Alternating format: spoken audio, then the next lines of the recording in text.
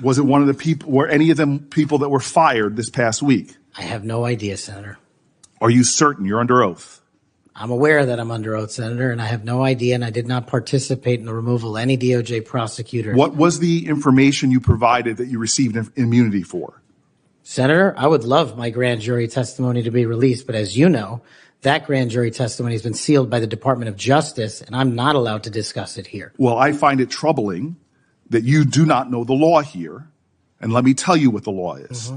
Rule 6 governs grand jury proceedings. Under Rule 6E, grand jurors, court reporters, and prosecutors are bound to secrecy. But witnesses are not bound by secrecy. You were a witness in the classified documents case. You are not bound by secrecy. You can tell us everything that happened in that room and everything you testified about. The clash between congressional oversight and executive retaliation took center stage on Capitol Hill as Senator Cory Booker aggressively questioned Kash Patel over what appeared to be an ideological purge inside the nation's justice system, cutting through layers of bureaucratic avoidance. Booker focused on a disturbing pattern of personnel removals, including the sudden firing of federal prosecutors connected to investigations involving Donald Trump, along with a massive and unprecedented removal of senior FBI leadership. This was far more than a routine hearing about administrative restructuring, as it became a tense examination of institutional independence and a brutal confrontation that pushed Patel to answer whether the power of federal law enforcement is being deliberately used to carry out political revenge. Mr. Patel, if I can jump right in, 12 prosecutors, career prosecutors, were involved in an investigation and prosecuting the cases against President Trump and were recently fired. Some of those that were involved in the Mar-a-Lago classified documents case. Do you know who Brett Reynolds is? Maybe, but it doesn't ring a bell at this point. So. You're under oath. You have no recollection of who Brett Reynolds is? If you could provide me with a little more context, I could possibly remember. Are you aware of any plans or discussions to punish in any way, including termination, FBI agents or personnel associated with Trump investigations? Senator, just to be clear, I did not participate in any of those DOJ decisions. Sir, that's a yes or no question. Are you aware of any plans or discussions to punish in any way, including termination, FBI agents or personnel associated with Trump investigations? Yes or no? I'm not aware of that, Thank you. Senator. There is no evidence of wrongdoing by FBI employees involved in these investigations. If you do pursue investigations of those involved, will you commit to using standard processes, including a standard review by the FBI Inspections Division and the Inspector General? Senator, I will honor all those review processes. You will honor those review processes? Yes, Senator. If these are actions that the FBI employees, if there are actions against FBI employees that do not follow those standards process that happen before you get in, will you commit to reversing any decision prior to your arrival so that those standard processes and the standard review by the FBI Inspections Division will take place? I don't know what's going on right now over there, but I'm committed to you, Senator, and your colleagues that I will honor the internal review process of the FBI. Have you made any commitments to anyone about pursuing any investigations or targets if you are FBI director? Only violent criminals and terrorists.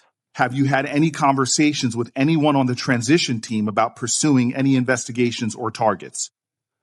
Only following the Constitution. Again, are you certain? That I have told people on the Are you certain? Have you had any conversations with anyone on the transition team about pursuing any investigations or targets? Senator, to the best of my recollection, I've only said I will use the Constitution. Have you discussed specific investigations or targets you would pursue as FBI director with the President of the United States? Senator, to the best of my recollection, no. Are you certain? To the best of my recollection, no. According to public reports, you were subpoenaed by the federal prosecutors to testify as a witness before the grand jury investigation investigating the Mar-a-Lago classified documents case. And you testified before the grand jury, correct? Yes, sir. And when you were before the grand jury, you pled the fifth on the basis of self-incrimination, correct?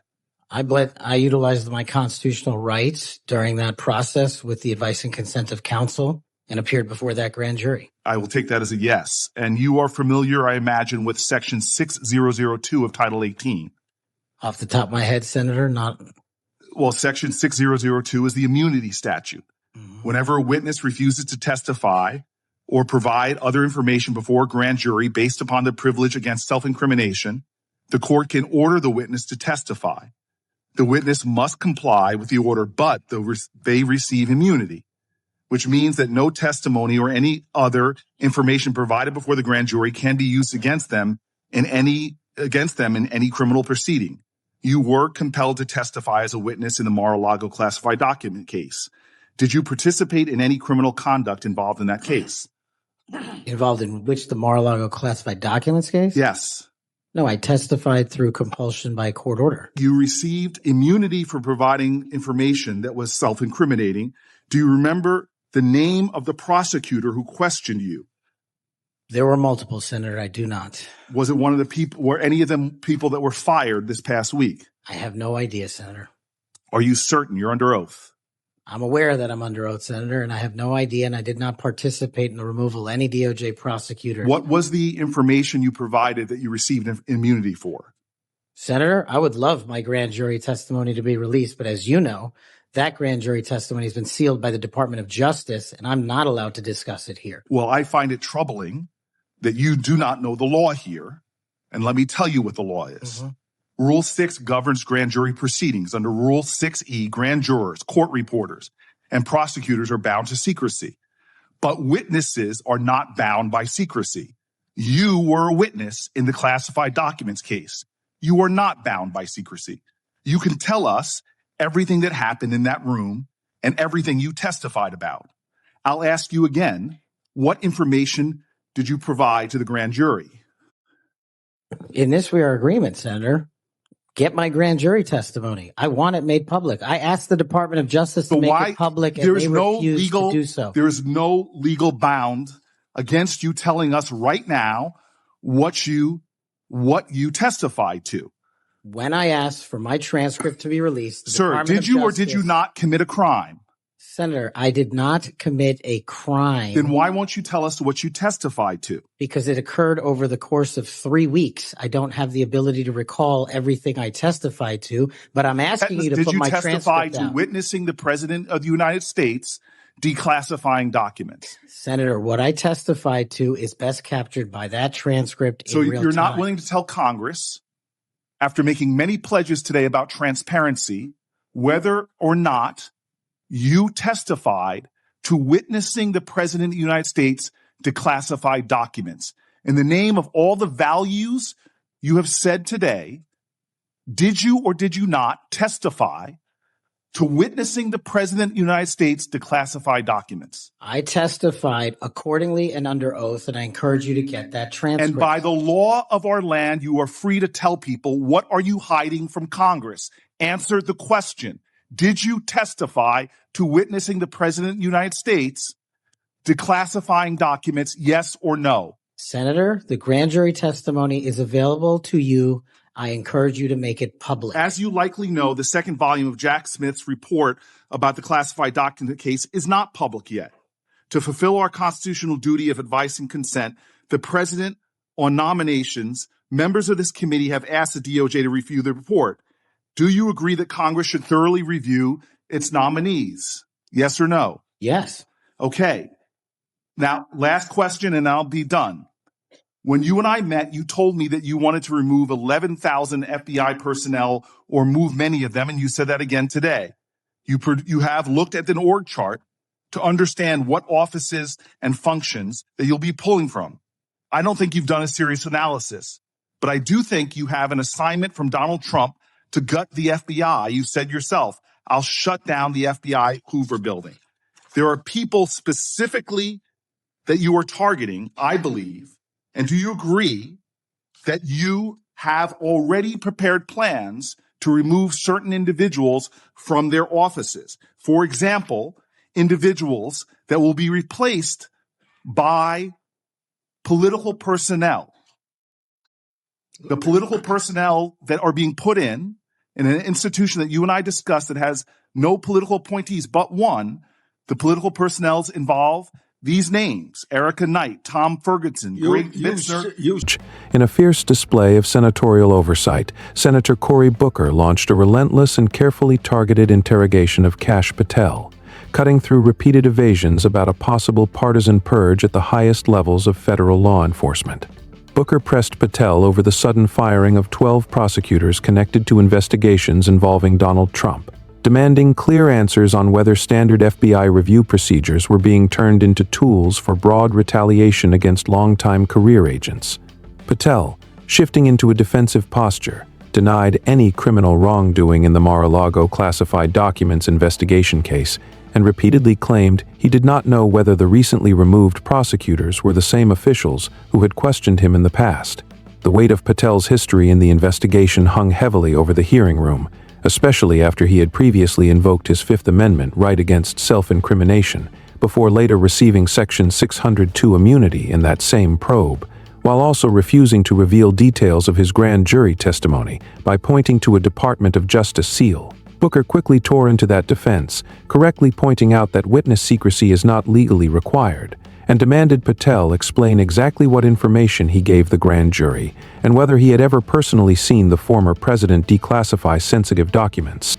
Refusing to ease up, the senator then widened his focus to the overall stability and independence of the FBI itself, questioning Patel about behind-the-scenes discussions with the Trump transition team concerning future investigative targets and exposing what he described as the deeply political motives behind the systematic removal of nonpartisan FBI officials to clear the way for loyal political appointees. From Carol Leonnig and Ken Delanian about an explosive pattern that begins with FBI Director Kash Patel under fire for eyebrow-raising headlines, and ending with him lashing out to fire experienced FBI staff and agents.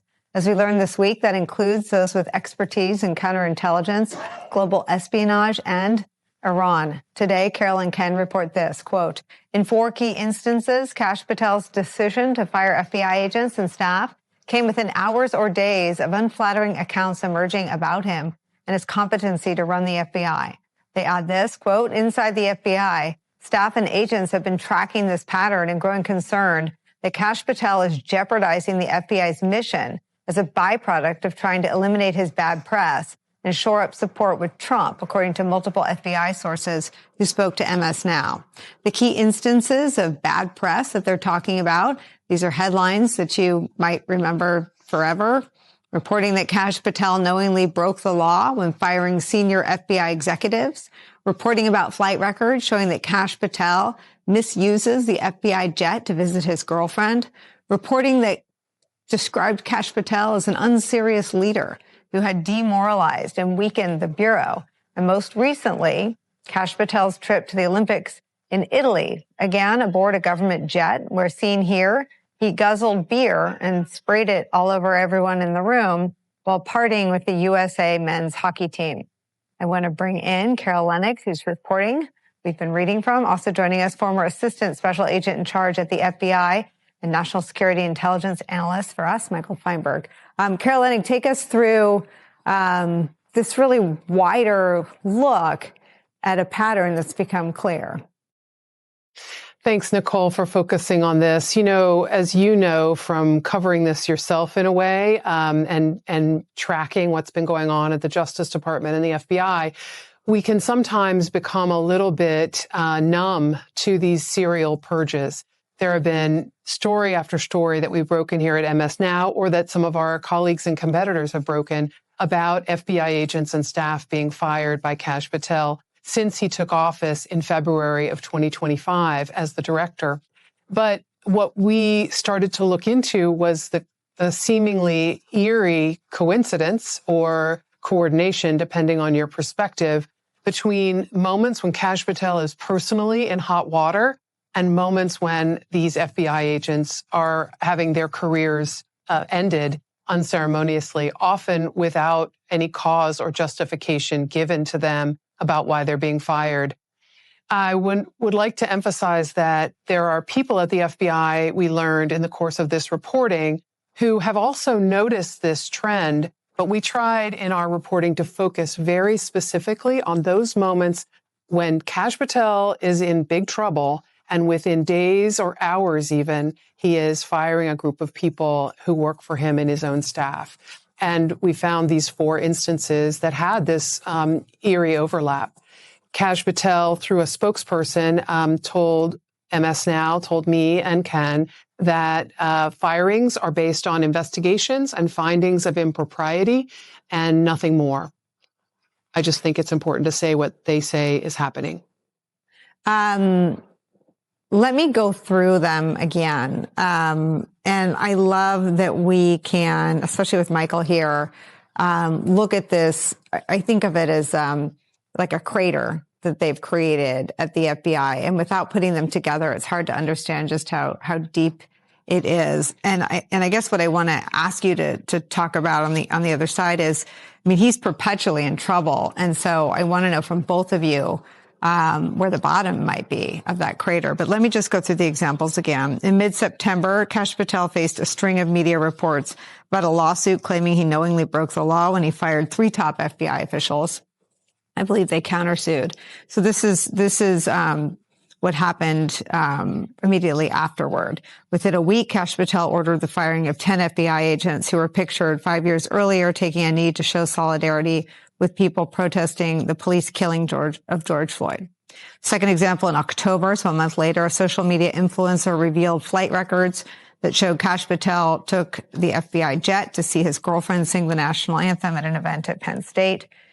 Fired the day after the news broke, a 27-year FBI veteran named Stephen Palmer, who headed the critical incident response group that oversees the FBI jet fleet. The third example, January 22nd, 2026, so about 6 weeks later, the New York Times published an article quoting former and current FBI employees describing Kash Patel as an unserious leader who had demoralized and weakened the FBI.